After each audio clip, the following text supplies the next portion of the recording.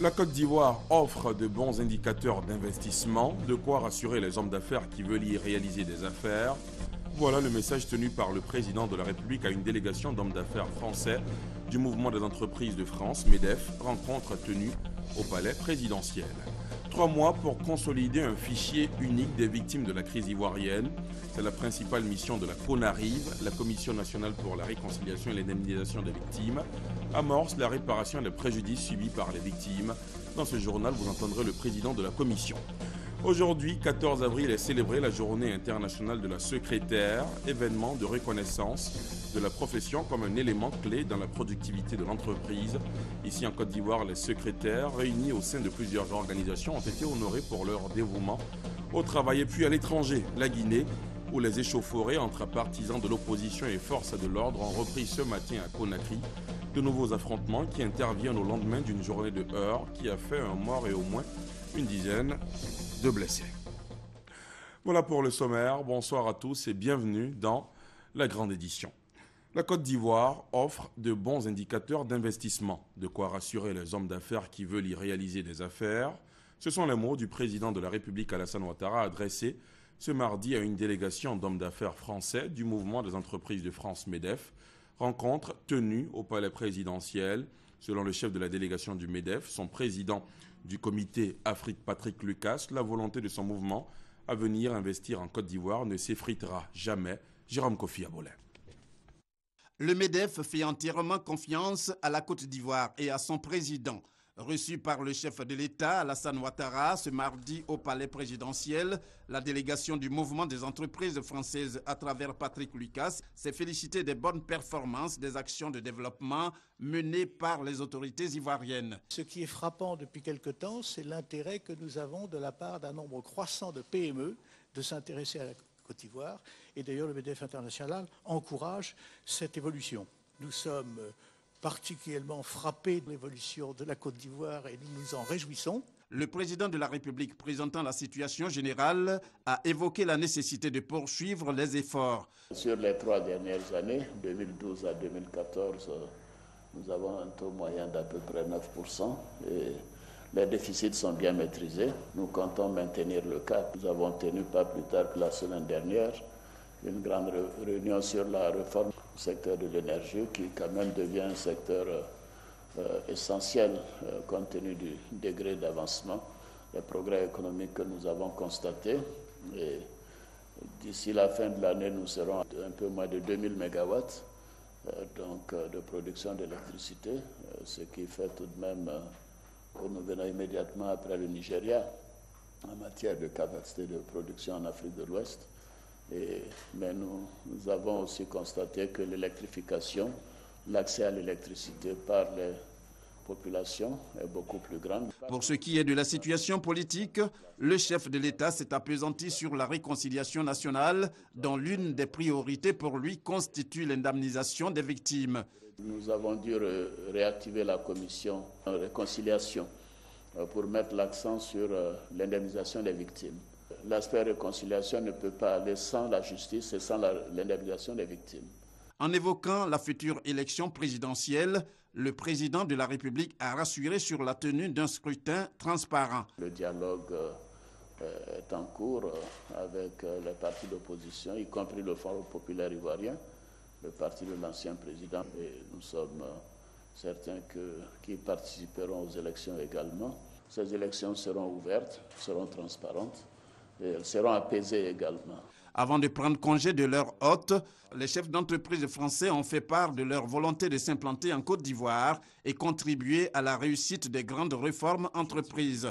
Ils entendent surtout s'investir dans les domaines de la formation et de l'électricité et soutenir les initiatives de l'État ivoirien en termes de partenariat public-privé. Toujours au palais présidentiel, le chef de l'État a échangé dans la journée avec le président directeur général d'Emerging Capital Partners, un groupe qui intervient en Côte d'Ivoire dans 2 grands secteurs, les services financiers et l'énergie. Vincent Le Guénou, à la tête du fonds d'investissement panafricain, indique vouloir accompagner le pays dans ce qu'il qualifie de boom économique et dans l'accélération de la croissance. D'autres précisions avec Jérôme Kofi Abolin. La Côte d'Ivoire dans un boom économique. Le président directeur général de Emerging Capital Partners entend y apporter sa contribution.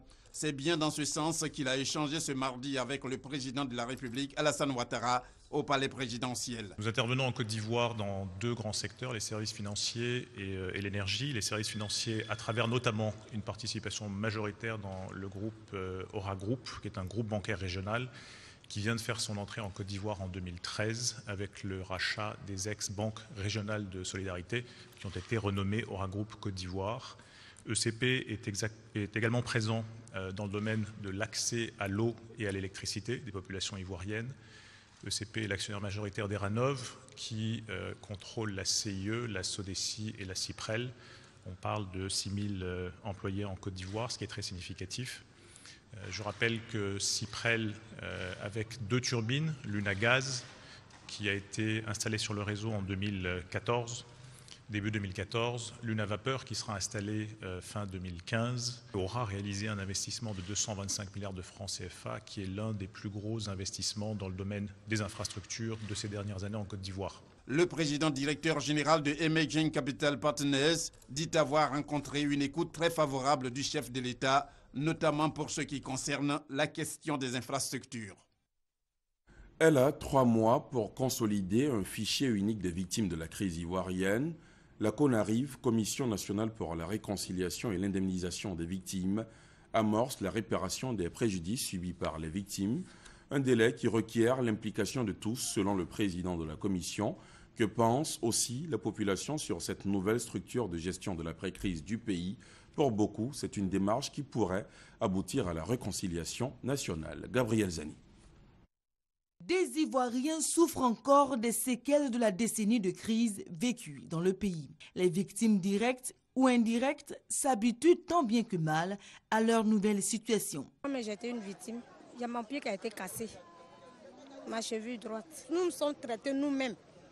On a pris le certificat médical, on s'est fait recenser jusqu'à présent, donc on attend. Recoudre le tissu social n'est pas une chose facile pour la plupart des populations. Indemniser les victimes pourrait aider à réparer en partie des torts. L'État pouvait vraiment confier ces victimes-là à des banques afin que ces banques puissent les recenser et voir dans quelle mesure comment gérer la question. Pour ma part, vraiment, ça sera la bonne méthode. Restitution des biens ou financement d'activités. Pour y parvenir, la méthode de l'État a pris un autre chemin. Par une ordonnance présidentielle prise le 24 mars dernier, la CONARIV, Commission nationale pour la réconciliation et l'indemnisation des victimes, est créée. Elle est conduite par des religieux. Le droit à la réparation est un droit fondamental. L'indemnisation est d'abord un acte d'humanité, un acte de compassion, un acte de solidarité. Ceci est conforme à notre tradition culturelle, notre tradition africaine. Aujourd'hui, le défi de la réparation des préjudices subis par les populations demande la transparence dans la gestion. La CONARIV a 3 mois pour établir un fichier unique des victimes et des ayants droit de victimes. Une première étape de la mission qui pourrait créer la confiance entre l'État et les populations. Non, c'est un processus. On va régler les problèmes petit à petit. C'est une mission d'intérêt national. Donc il faut que tous les Ivoiriens se mobilisent pour cette mission-là. Les structures et ONG en charge des victimes de la crise ont une semaine à compter du lundi 13 avril pour déposer la liste des victimes en leur possession. Les ayants droit des victimes ont, quant à eux, 1 mois pour se faire recenser au siège de l'institution logée dans les locaux du Programme national de cohésion sociale à Cocody, à Abidjan. Dans 48 heures, le président de la République effectuera une visite d'État de 24 heures dans la région de l'Agnébi-Tiassa, plus précisément à Tiassalé. Alassane Ouattara procédera notamment à l'inauguration de l'hôpital Saint-Jean-Baptiste de la localité. Information donnée officiellement par le ministre d'État, ministre de l'Intérieur et de la Sécurité Ahmed Bakayoko, au corps préfectoral, les élus et cadres de la région. Abou Sanogo. Le président de la République Alassane Ouattara sera dans la région de l'Agnébi-Tiassa, précisément à Tiassalé. Sikensi est à Abo le jeudi 16 avril prochain. L'annonce a été faite par le ministre d'État, ministre de l'Intérieur et de la Sécurité Ahmed Bakayoko aux élus, cadres, chefs traditionnels et membres du corps préfectoral de la région.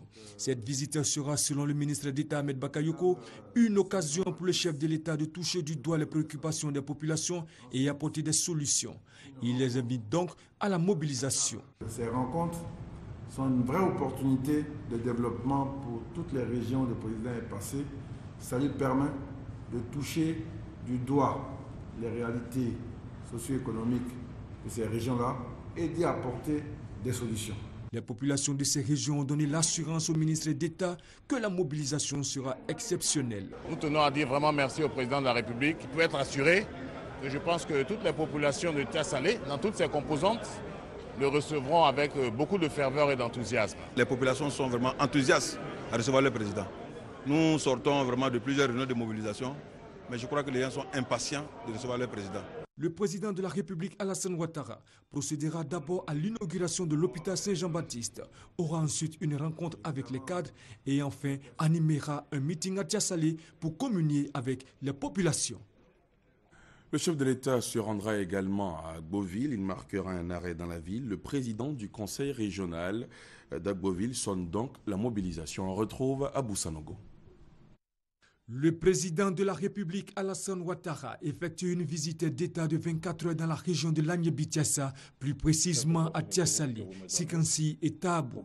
Et pour ce déplacement, le premier d'un chef d'État en fonction, les populations de ces différentes localités entendent lui réserver un accueil exceptionnel.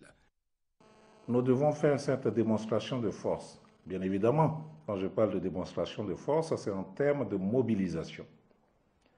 Pour dire au chef de l'État, à partir de cette mobilisation exceptionnelle, que la région de Lagné-Bitiassa tout entière le soutient dans sa politique de développement et adhère pleinement à son rêve de faire de la Côte d'Ivoire un pays émergent à l'horizon 2020. Élus, cadres et populations de Lagné-Bitiassa sont formels. La visite du président de la République dans leur région sera pour eux l'occasion de lui témoigner leur attachement et leur adhésion et de développement. Sortez, par votre mobilisation, toute la Côte d'Ivoire saura que Lagné-Bitiassa est partant pour faire le développement. Toute la nation ivoirienne saura que Lagné-Bitiassa n'est pas une région hostile au pouvoir en place. Il n'en est rien. C'est l'occasion pour vous, chers parents, d'infirmer cette thèse.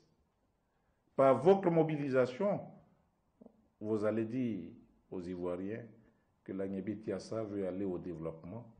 Le président de la République, Alassane Ouattara, sera le jeudi 16 avril à Tiassalé, où il va inaugurer l'hôpital Saint-Jean-Baptiste.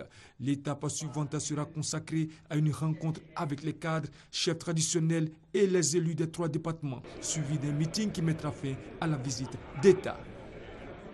Et dans le cadre des préparatifs de cette visite d'État du président de la République dans la région de la Mai et dans le département d'Agboville, le ministre d'État, ministre de l'Intérieur et de la Sécurité, invite les élus et cadres des dites circonscriptions à prendre part à la réunion d'information qui aura lieu le mercredi 15 avril 2015 à 11 h à la salle Félix Houphouët-Boigny de l'hôtel du district d'Abidjan.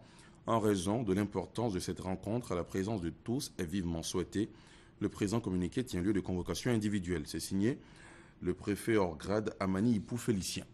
Aujourd'hui, 14 avril, est célébrée la Journée internationale de la secrétaire, événement de reconnaissance de la profession comme un élément clé dans la productivité de l'entreprise.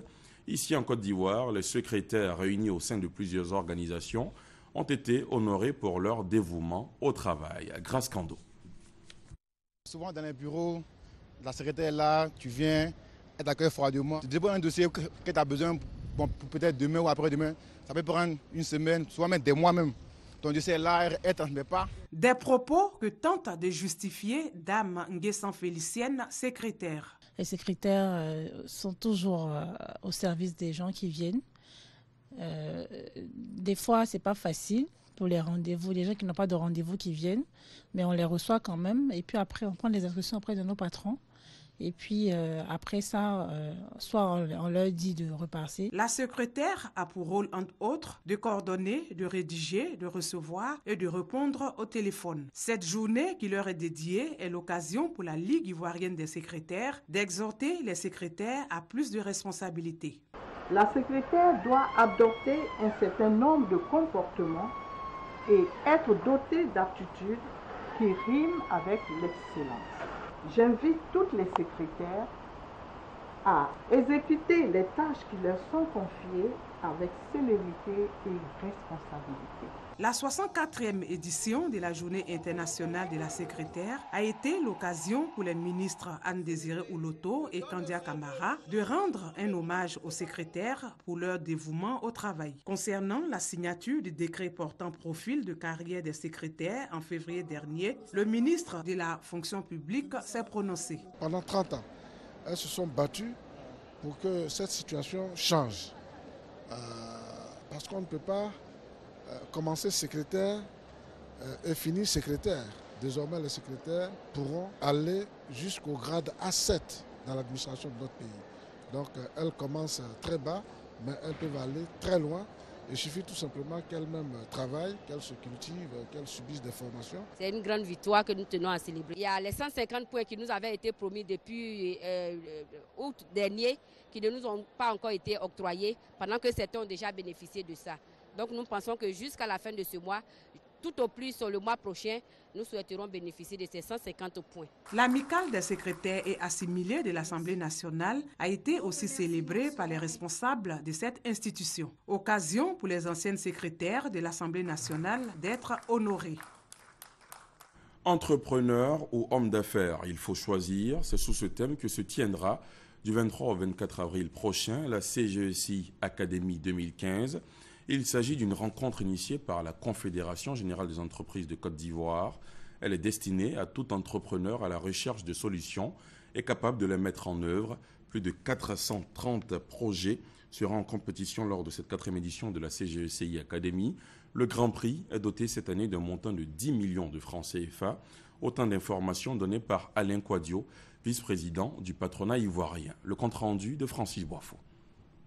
Rendez-vous d'affaires, d'échanges d'expériences, de signature de partenariats et surtout de promotion de l'entrepreneuriat, la 4e édition de la CGECI Academy aura lieu les 23 et 24 avril prochains à Abidjan.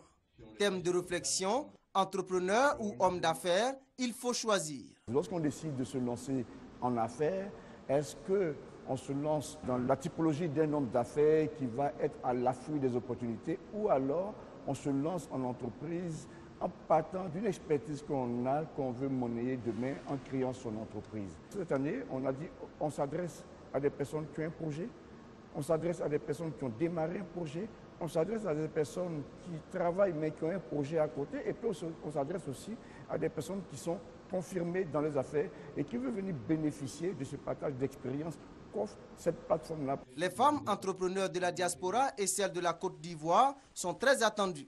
J'appelle l'ensemble des femmes entrepreneurs de s'approprier de CGECI Academy, qui est une opportunité de pouvoir renforcer leurs capacités managériales, renforcer leurs capacités financières et avoir aussi des opportunités de partenariat avec des investisseurs internationaux. L'édition de 2014 a mobilisé plus de 6 000 participants, dont des jeunes porteurs de projets. 6 d'entre eux ont vu leurs projets financés par le patronat ivoirien.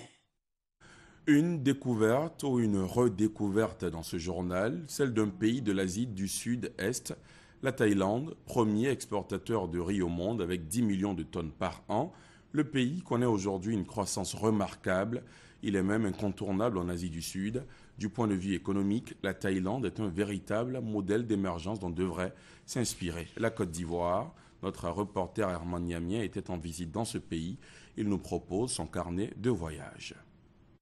Le visiteur qui arrive pour la première fois en Thaïlande, surtout la capitale Bangkok, est séduit par l'immensité des gratte-ciel. Pourtant, ce pays est qualifié d'émergent. Le réseau routier y est très développé et ses aéroports font partie des plus dynamiques d'Asie. Outre les voies ferrées qui relient plusieurs villes du pays, la capitale Bangkok dispose également de métros aériens, une multitude de moyens de transport qui facilitent le déplacement aux populations. Le développement de la Thaïlande a longtemps reposé sur l'agriculture grâce à la production de riz dont elle est encore le premier exportateur mondial avec 10 millions de tonnes par an ces dernières années. Cela grâce au projet de développement initié par le roi Rama IX qui règne sur le pays depuis 1946. Aujourd'hui, grâce aux expérimentations et à la mécanisation de l'agriculture, plusieurs variétés de riz ont été trouvées. Il y a entre 20 et 30 000 variétés de riz. Mais nous, quand on les mange, il y a à peu près 200 ou 300 variétés. Nous avons le savoir-faire sur le riz et nous sommes prêts à coopérer avec tous les pays qui ont besoin. La Thaïlande fait partie des nouveaux pays industrialisés. Son premier partenaire commercial, le Japon, dispose de 1800 entreprises dans le pays, dont des usines d'assemblage de véhicules. C'est pourquoi en Thaïlande, la plupart des véhicules sont de marque japonaise. Un des atouts du développement du pays reste le tourisme. Le pays dispose de plusieurs sites touristiques, notamment les temples bouddhistes et de nombreuses plages qui reçoivent des millions de visiteurs par an. Seulement en 2014, le pays a reçu 24 millions de touristes. Grâce au dynamisme des politiques de développement initiées par les gouvernants, le pays est devenu incontournable en Asie du Sud-Est. La Côte d'Ivoire peut s'en inspirer, elle qui entend devenir un pays émergent à l'horizon 2020. Et cela pourrait être facile pour la Côte d'Ivoire parce que la Thaïlande veut aujourd'hui s'ouvrir davantage aux pays africains, surtout ceux de l'Afrique de l'Ouest. Alors c'était le carnet de voyage d'Herman Yamien de retour de la Thaïlande. On en vient à ces festivités dans la ville centenaire de Grand Bassam pour marquer le 100e anniversaire de la première commune ivoirienne justement. Les activités festives entamées l'année dernière ont pris fin le 11 avril dernier dans la cité balnéaire. C'était en présence du chef du gouvernement, le Premier ministre Daniel Kablan-Duncan. Première capitale de la Côte d'Ivoire en 1893, également première commune en 1914. Grand Bassam, ville coloniale est vieille de 100 ans. Un siècle d'existence pleine d'histoire. La ville classée patrimoine mondial de l'UNESCO depuis 2012. Il faut que Bassam devienne véritablement la mémoire donc de notre pays. Et donc il y a des symboles forts de cette mémoire-là qu'il va falloir donc valoriser, perpétuer pour la génération donc, à venir.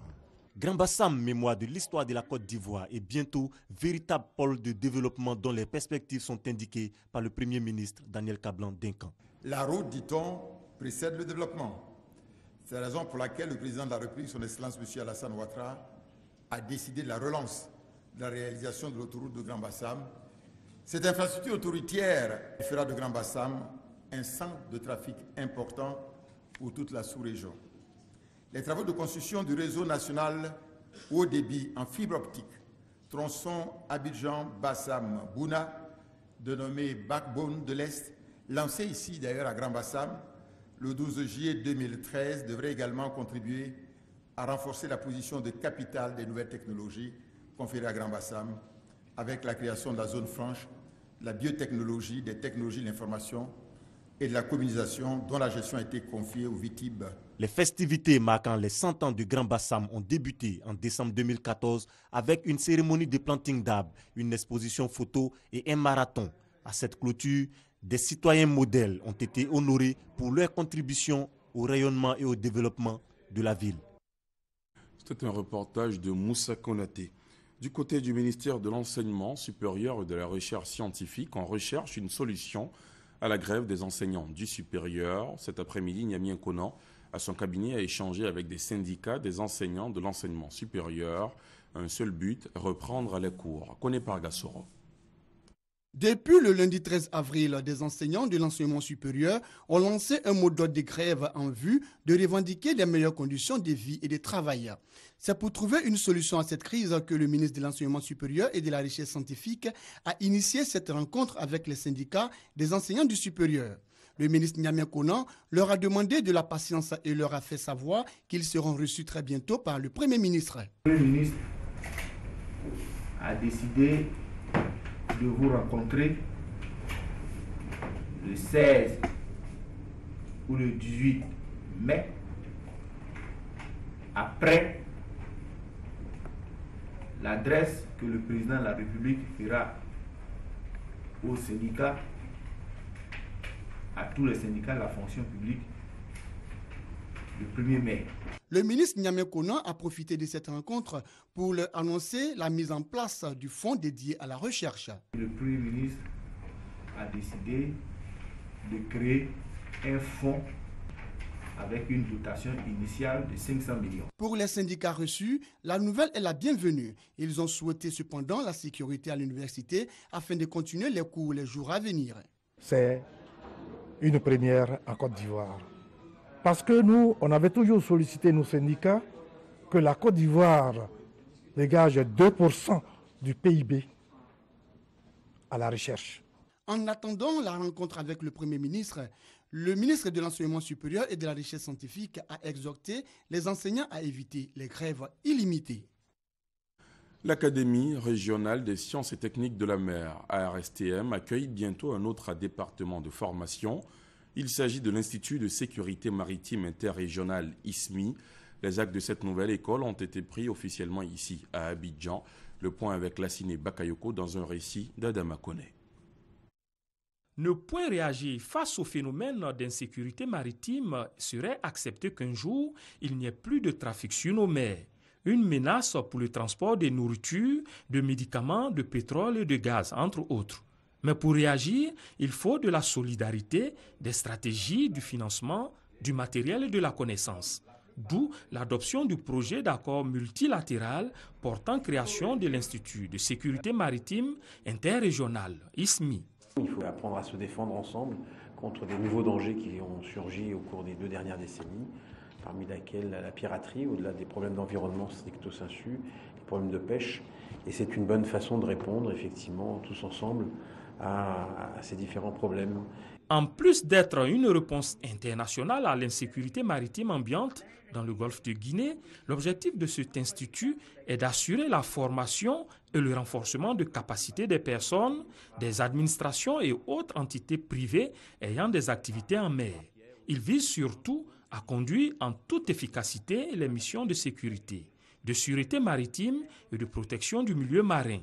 L'Institut sera logé au sein de l'Académie régionale des sciences et techniques de la mer, un atout pour la Côte d'Ivoire. L'Institut de sécurité maritime qui sera installé à l'Académie va permettre à la Côte d'Ivoire de se repositionner encore une fois dans le secteur maritime. Ça va permettre de former des Ivoiriens, mais également ça va permettre de former des personnels de tout le golfe de Guinée. Et ça repositionne la Côte d'Ivoire comme étant leader dans le secteur maritime. L'établissement bénéficiera de tous les avantages accordés aux institutions diplomatiques. Plusieurs ambassadeurs étaient présents à la cérémonie de restitution. Le Fonds national de la jeunesse FNJ présenté aux populations de la région de la Bagoué, initiative du ministre de la Poste et des TIC en déplacement dans la région il y a quelques jours. Bruno Nabagné-Koné a aussi remis les clés du logement de la sage-femme de Mounini, village dans la sous-préfecture de Kouto. Thérèse Tapéoboué. Le premier geste du ministre Bruno Nabagné-Koné à Bundiali en faveur des populations de la Bagoué, la présentation du Fonds national de la jeunesse. Afin de permettre aux jeunes de la région de bénéficier des prestations de ce fonds, il leur a offert 300 cartes jeunes. Puis, leur a expliqué toutes les potentialités et possibilités de la région. La région la plus riche du Mali, c'est le sud du Mali. Mais la région de la Bagoué est au sud du Mali. Donc, si là-bas, ils comptent sur le sud du Mali, mais pourquoi nous qui sommes plus au sud, nous allons dire non, c'est la fatalité, nous n'avons pas de moyens, notre sol est trop sec. Les jeunes peuvent bénéficier de ce fonds à travers 3 types de projets. Projets collectifs, individuels et clés en main. Après Bundiali, c'est Mounini, village à 2 km de Kouto, un chef-lieu du département, qui a reçu la visite du ministre Bruno Nabagné-Koné. Là-bas, le porte-parole du gouvernement a procédé à la pose de la première pierre du nouveau centre de santé du village. Il a remis ensuite les clés du logement de la future sage-femme. L'achèvement de ce logement a été possible grâce à la participation du ministre Bruno Namaye. Koulibaly Tchono, premier vice-président du conseil régional de la Bagoué, a exprimé sa gratitude au ministre Bruno Koné Namaye pour ses actions en faveur des populations. À l'étranger, en bref et en image, la Guinée, où les échauffourées entre partisans de l'opposition et forces de l'ordre ont repris ce matin à Conakry.